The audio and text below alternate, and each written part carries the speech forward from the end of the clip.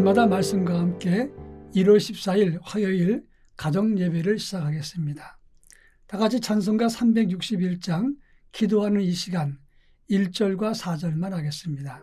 기도하는 이 시간 주께 무릎 꿇고 우리 구세주 앞에 다 나아가네. 믿음으로 나가면 주가 보살피사 크신 은혜를 주네.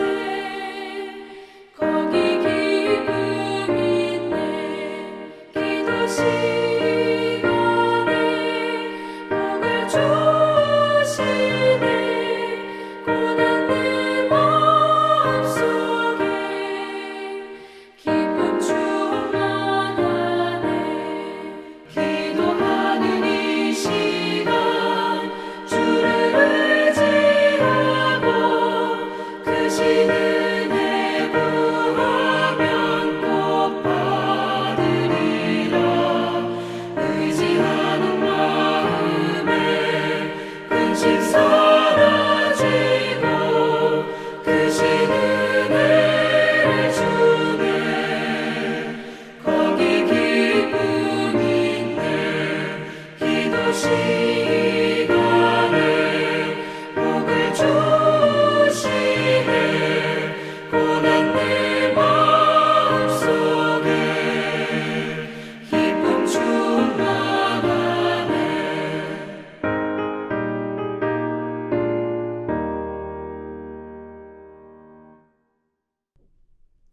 이 시간 우리에게 주시는 하나님 말씀은 요한일서 5장 13절로 17절 말씀입니다.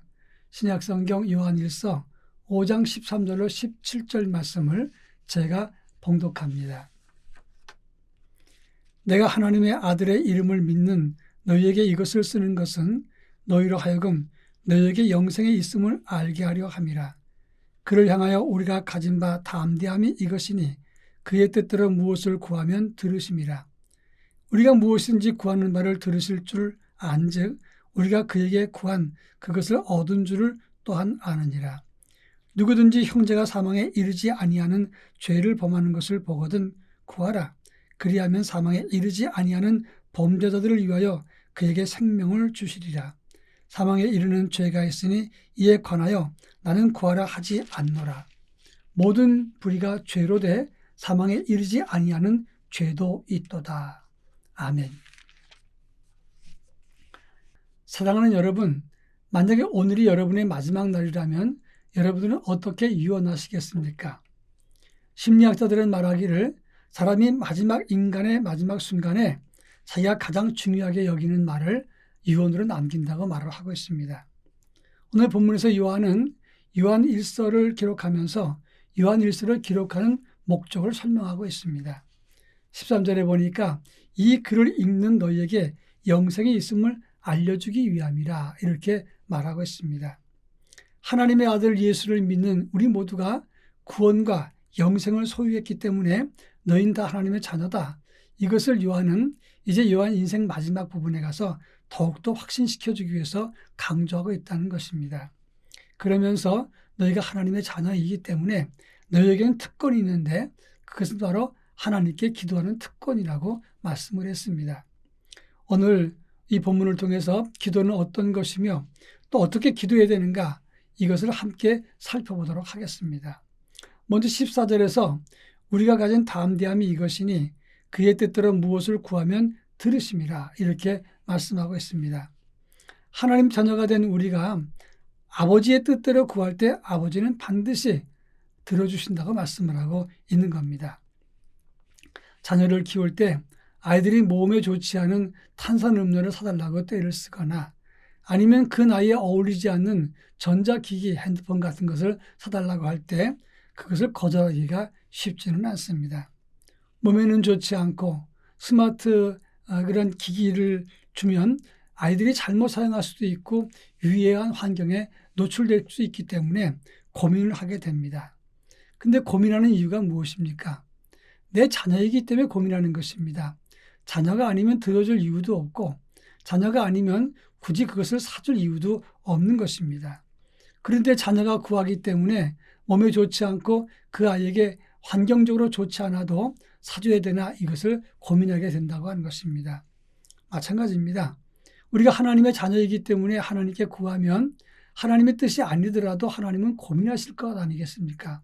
그런데 우리가 하나님 뜻대로 구할 때 하나님은 그것을 왜 들어주시지 않겠느냐 이런 말씀이 되는 것입니다. 우리가 하나님 앞에 간절한 마음으로 기도하는 것 그리고 구하고 응답받는 것은 자녀의 특권이라고 하는 것입니다. 그런데 문제는 우리가 이것을 때때로 잊고 살 때가 많다는 것입니다.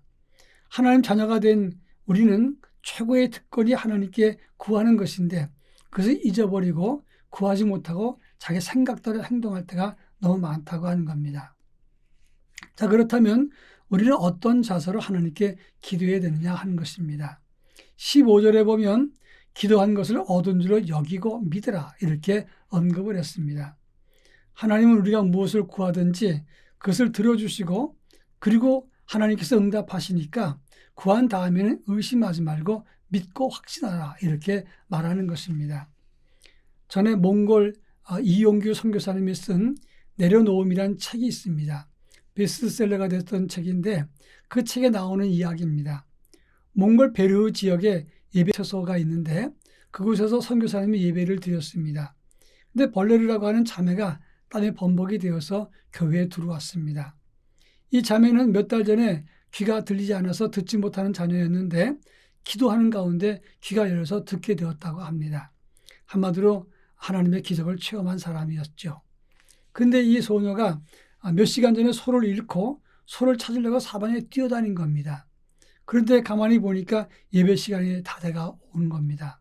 그래서 소를 찾아가야 되느냐 예배를 드려야 되느냐 고민하다가 예배 시간 맞춰서 교회에 오느라고 땀이 범벅이 된 것입니다. 그 이야기를 듣던 이용규 선교사님은 이렇게 기도하자고 이야기했답니다. 소 대신에 예배를 택한 이 자매의 믿음을 기억하시고 그 믿음이 부끄럽지 않게 하나님 도와주십시오. 이렇게 기도하자고 하고 함께 기도했던 겁니다. 그런데 예배를 끝나자마자 예배당의 밖에서 소 울음소리가 나서 나가보니까 그 소가 제 발로 찾아온 것입니다. 소는 보통 자기 집으로 가야 되는데 예배당으로 찾아왔다는 것입니다. 이것은 기도의 응답이라 이렇게 확신하면서 이용규 선교사님이 쓴 글을 제가 보았습니다. 그렇습니다. 우리가 주 앞에 기도할 때 하나님이 응답하신다는 확신 속에 살아가야 된다 하는 것입니다. 자, 그런가 하면 우리가 하나님께 구할 것은 무엇인가 하는 겁니다. 16절에서 우리가 형제 자매를 위해서 기도할 때 사망에 이르지 아니한 죄를 범한 형제를 구하고 그를 위해서 기도하라 이렇게 말하고 있습니다. 여기서 나오는 사망에 이르는 죄라 그랬는데 그러면 죄의 종류는 두 가지라고 볼 수 있겠지요. 사망에 이르는 죄가 있고 사망에 이르지 않는 죄가 있을 것입니다. 그럼 사망에 이르는 죄가 무엇을 말합니까? 여러 학설이 있겠지만 근본적으로 예수 그리스도를 부인하고 끝까지 회개하지 않는 죄가 사망에 이르는 죄입니다. 그렇지 않은 죄는 그들의 죄에서 그들을 건져내고 그들을 위해서 기도하라 이렇게 말하는 것입니다. 사실 사망에 이르는 죄를 지어도 우리는 그들을 버려서는 안 되는 것입니다.